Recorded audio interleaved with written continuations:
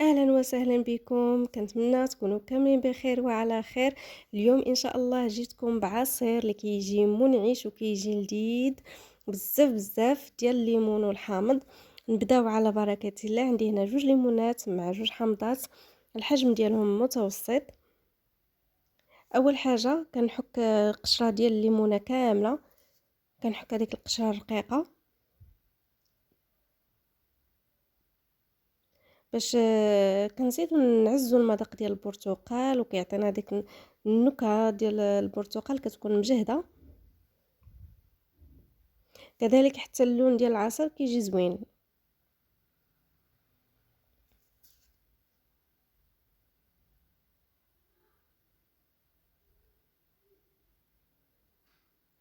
من بعد غادي نحك قشره ديال حامضه حتى هي، يعني كنحاولوا نحكوا غير ديك القشره الرقيقه.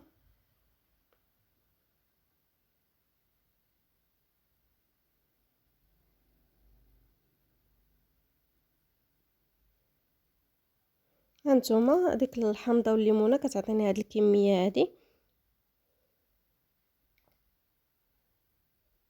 كنديرها في الخلاط.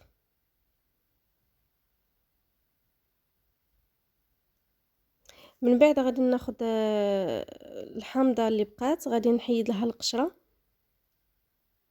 ديك القشره الرقيقه. يعني حاولوا تحيدوا غير ديك القشره الرقيقه بوحدها، ما تحيدش معاها البيضه باش ما تعطيناش المروره.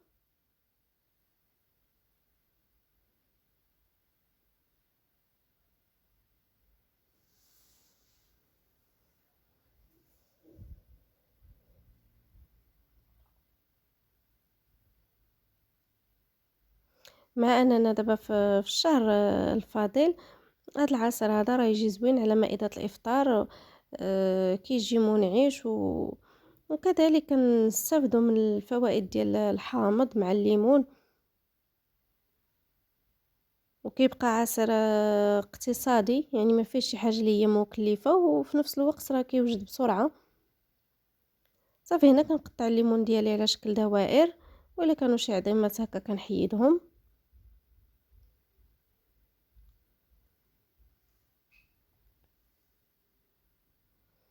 صافي هنا هاد الليمونه ما لقيت فيها حتى حاجه.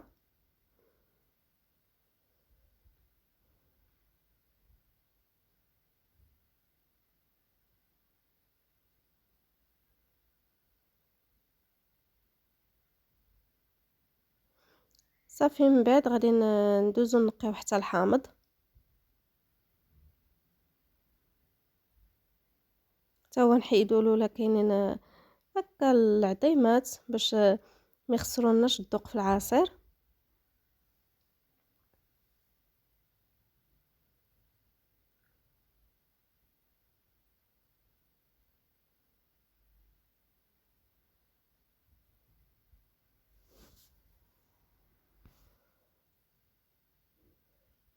صافي هنا كنبقى مستمرة كنحيد هذوك العظيمات كاملين، حيت الحامض راه ضروري كيكون عامر بالعظومه. المهم اللي غنقول لكم انا، لا جربتوا هذا العصير انا متاكده راه غادي يعجبكم وغادي يولي معتمد عندكم.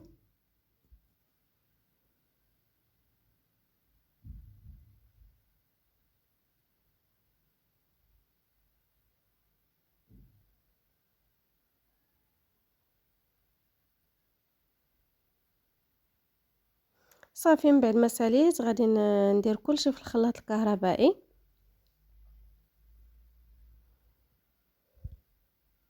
غادي نزيد هنا كذلك جوج تفاحات اللي مقطعين وخليتهم حتى هما بالقشور ديالهم.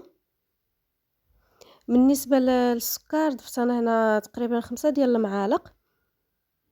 يعني الحلاوه نتوما اللي كتحكموا فيها، يعني نتوما اللي بغيتو تزيدوا بغيتو تنقصوا. كما عارفين راه الليمون والحامض كيبغي هكا شويه الحلاوه. المهم انا هاد القياس هذا جاني هو هذاك، ما جانيش حلو ما جانيش مسوس. صافي كندير واحد الكميه ديال الماء باش نطحن في الاول. كنطحنو مزيان مزيان. صافي من بعد كنصفيه.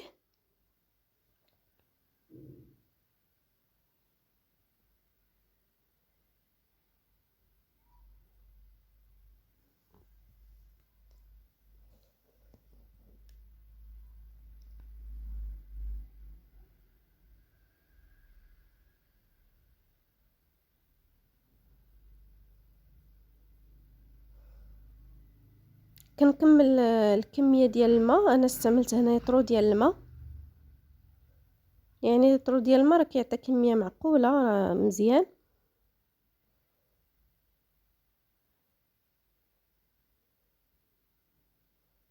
هانتوما شوفوا العصير كي كيجي اللوين ديالو.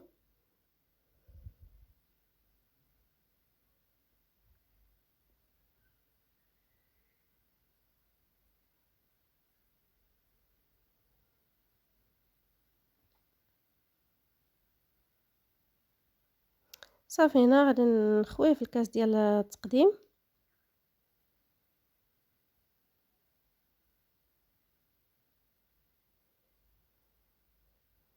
هانتوما هذه هي الكميه اللي عطاني العصير.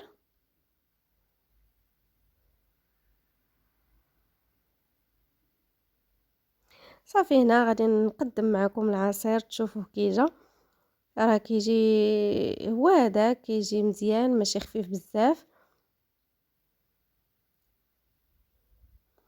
المهم هو ان العصير راه كيجي لذيذ وكيجي منعش ودغيا كيوجد، والمقادير ديالو بسيطه. وبطبيعه الحال الا عجبكم الفيديو ديالي وعجبكم العصير ديال اليوم، ما تنساونيش من التعاليق ديالكم الزوينه اللي كتخليو ليا، وما تنساونيش كذلك من لي لايك، لان لي لايك هما اللي كيوصلوا الفيديو لاكبر عدد ديال الناس.